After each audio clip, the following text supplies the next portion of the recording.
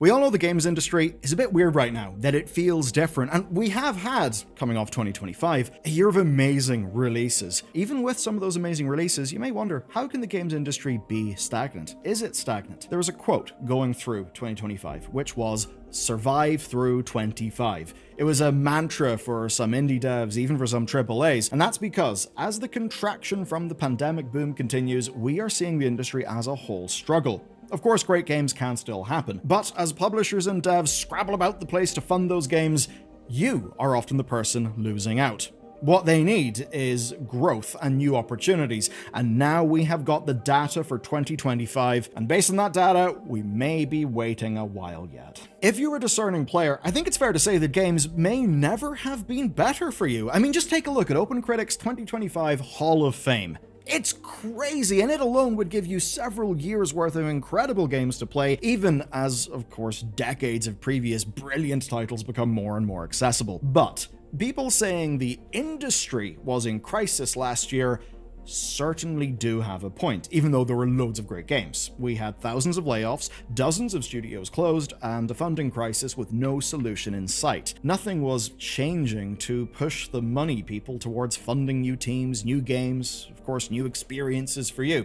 And all of this was compounded by the big thing that didn't come: Grand Theft Auto. Some analysts actually suggested that the knock-on effects of GTA not releasing meant $2.7 billion in sales moved from 2025 to 2026, with 700,000 fewer current-gen consoles sold. That's a shift that actually moved analyst predictions from marginal growth to a drop year on year. But somehow, they actually beat expectations. First though, I have a quick thing to mention that could save you or your business thousands. Now, I sign a load of documents every month when I'm running my business.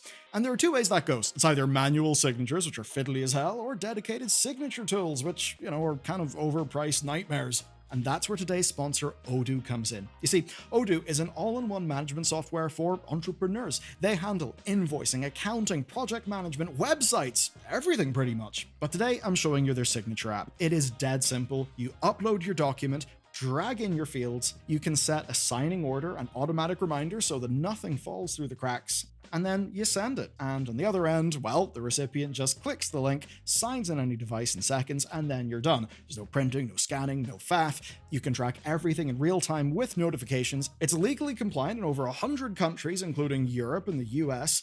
And here's what makes Odoo perfect for, normal businesses. Your first app is free for life, and that includes unlimited hosting and support. If you need more, it's €19.90 a month per user for everything. And I mean every. It isn't per app. The one price gets you signatures, invoicing, accounting, project management, websites, inventory, the whole lot under one price. So stop chasing your signatures and stop overpaying for loads of single-purpose SaaS tools. Go to odoo.com and sort it out. Yeah, you probably didn't think gaming would beat expectations, but I think it will make sense once you know the expectations. So, $60.7 billion US dollars, that is what the US games industry had in 2025, and it represented 1% growth. And that is what defied expectations.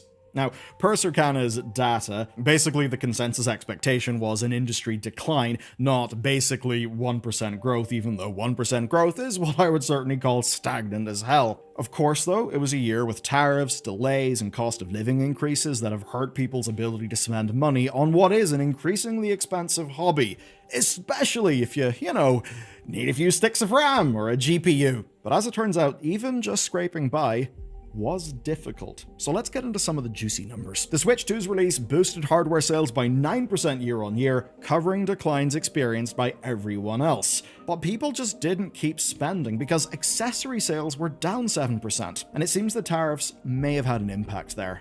Then, on game content, things were stable. They were just about stable with a 1.4% increase. But there's a massive asterisk on that. The industry cash cow of mobile games grew by only 1%. But subscription services like Game Pass and Fortnite Crew saw 20% growth in spending. So what we're essentially seeing is a bit of a slowdown in mobile, but Stuff that gives you access to a big game library and live service boosters like your Fortnite crew thing, those are comparatively cheap. People already know that they're playing those games, so basically they end up being an easy to justify purchase. But here's what matters, right? Growth did not come from game sales, and it didn't even come from microtransactions. It almost feels like every part of the games industry is weaker than ever right now. We're seeing audiences contract, the current generation of consoles is failing to expand. A few videos ago, we covered an executive, I believe Capcom, talking about the PlayStation 5 wall. Or barrier, I think was the specific that he used. But the point basically was, not enough people are moving from PS4 to PS5, and they are now feeling that in their game sales. So what we've basically seen thus far in the video is that overall, things are not as dire as they could have been, but they're still pretty dire because stagnancy is obviously bad.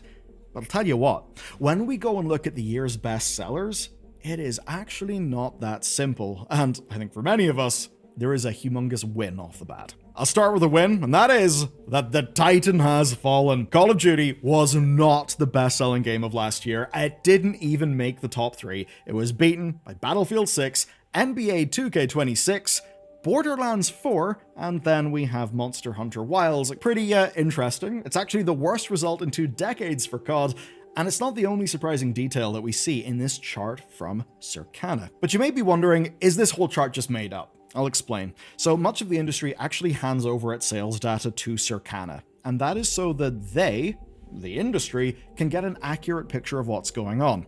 Yes, whenever you give over some of your sales data, I mean, there's a little bit of risk in that, sure, you're giving over something that is an asset. But what you get back is, well, Circana's data sets and analysis, which are really big. You know, if you're going to be planning games, planning how you're going to deploy development teams with tens, hundreds of millions, hundreds of developers, you need the best data you can get. So that's why the industry basically all kind of participates in the likes of Circana. Now, what we see here is all of these games compared in terms of pure sales. It means we can see who beat who, but of course, we don't see the cost of sales. We don't see the profit margin of these games. As an example, we know that Monster Hunter Wilds effectively stalled through the latter 2/3 of the year, selling around 11 million copies. So it stands to reason that the others did sell more than that. But because we've got no data from the likes of Nexon or Ubisoft, we can't see the impact of Arc Raiders or Assassin's Creed Shadows on this list. But what we can see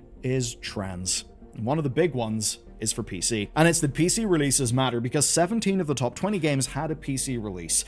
Obviously, a little bit of a shame about the whole hardware market collapsing in response to that, but consoles do actually still matter as well. That's because compared to 2024, we went from 1 console-only release to 3. And considering that one of those was EA Sports College Football, it's even more important. You see, in 2024, that one game reportedly spiked Series S sales by just completely bucking the trend of every other sports game by having an only current generation release. And as much as the Series S is, a little bit small, not exactly strong, it does of course count as current gen. And to continue that notion, 25 was also the year where we're finally seeing current gen games deliver. So 11 current gen and PC exclusive games are on the list, up from 6 the year prior.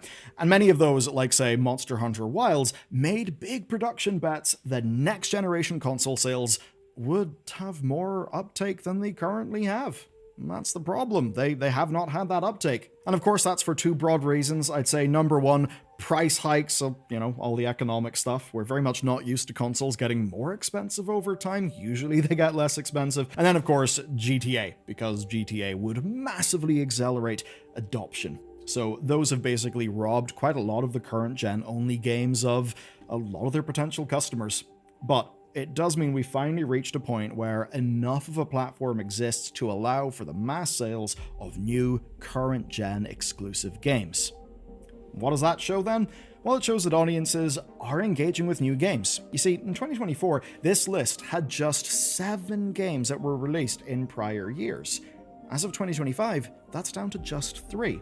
I mean, at this point, Minecraft and GTA 5 may as well just be set in stone in the sales chart. The other one is seemingly a validation of Xbox's multi-plat strategy though, because 4 years after release, Forza Horizon 5 has got itself back in the charts because of its PS5 release. And as neat as that is, there is a data point that I think is more intriguing. It's actually the most intriguing data point here. Because while 2025 may have been the year seen as many as basically the big year of small teams and lower price points, well, looking at this list, you certainly wouldn't know it. While what we covered in this video about the price of games on Steam actually decreasing on average in terms of what people are actually buying, that very much is different in consoles, because almost every game in this list launched at $70. Every sports game, every big franchise AAA, though there were some exceptions. Elden Ring Night Rain and Helldivers were sitting there at the co-op standard price of $40, then Oblivion and Split Fiction are at $50. So certainly we have came a long way from how we started last year. $70 is basically the current norm. Last year though, we were worried about $80 games. Some people were even talking about $100 games. So basically, looking at this chart, I think it's fairly clear that the industry has got cold feet in rolling out $80+ games. I mean, base price at least. But 2025 did seem to show that a lower price could succeed, because we saw the likes of Silksong that were near guaranteed to sell, but also games like Expedition 33 and Mafia: The Old Country, which were not expected to sell humongously, or at least, they weren't a surefire bet. Yet, each one of those games did sell well, and Take-Two even said that Mafia outperformed expectations. Here's what their CEO Strauss told the games business, quote, "If you give customers a great narrative experience that's a lot of fun, somewhat contained, and at a fair price, then you can have the perfect result." That's music to my ears, and he's not wrong. But it also doesn't change the fact that the vast majority of games on the bestsellers list are still $70 RRPs. And I think that's evidence that mass audiences, the kinds of people who just buy 1 or 2 games a year, as we previously covered, just turn up, spend $70 on the latest iteration of the game that they play, maybe that is the football game and the Call of Duty, though a bit less Call of Duty this time round, and they just keep on buying and playing like that. But with Expedition and Mafia, we're seeing the other options. And more than anything, in the tiny part of the market that matters to us, that evidence may pay off going forward. Why? Well, because as the market finally gets the shot in the arm that it needs in 2026, developers and publishers will need evidence like this to fund the games that you and I will want to play. The games that are scoped like Mafia, like Expedition 33. With sales evidence like that, they know what you will want. Although, of course, convincing someone to pay for it is another challenge altogether, and still somewhat of an unsolved one. You may think that you buying a game can be the difference between whether a studio gets to keep making games or dies. And sometimes it is. But the truth, the reality, is that long before you even get that chance, investors, publishers, and funding rounds are what determine whether the studio gets to live or not. And right now, the trend is that publishers are only willing to fund projects that are nearly complete or that come from proven teams. To get to that point, you kinda need to fund your own development, and that is inherently prohibitive. For that to change, for investors to back independent publishers, for new publishers to spring up, there needs to be confidence across the whole industry, not just in live service subscription services, mobile games, and things like that. No, it needs to be broad. Grand Theft Auto 6 will see a bunch of investors hoping to get a piece of the action after the fact. Of course, that doesn't guarantee that the money will go where we want it, but it may mean that a few more developers at least get more of a chance. Though that being said, I do actually think I've got to do something fun. I think I've got to ad-lib a little bit of doomerism to the end, because that's why we watch YouTube, for doom and anxiety. Not really, but this is a little in my head. Let's just say, for whatever reason, games investment goes up, game funding goes up, and hopefully it does. I hope that you've got more of the hooded horse people who are saying, hey, we don't want Gen AI slop games. But when I think about the sorts of big investors that, say, in the COVID era were pumping a bunch of money into games, I think they want to invest in games companies that have a robust AI strategy. And I don't know. I mean, I think that AI stuff can be a really good, useful tool, but I don't think it's the magical, miracle thing that some of the investment community thinks it could be. So whenever that money does rotate back into games, I wonder how many companies will have to do a whole big public dance about their amazing AI strategy, just to, you know, convince the money people to hand some of it over.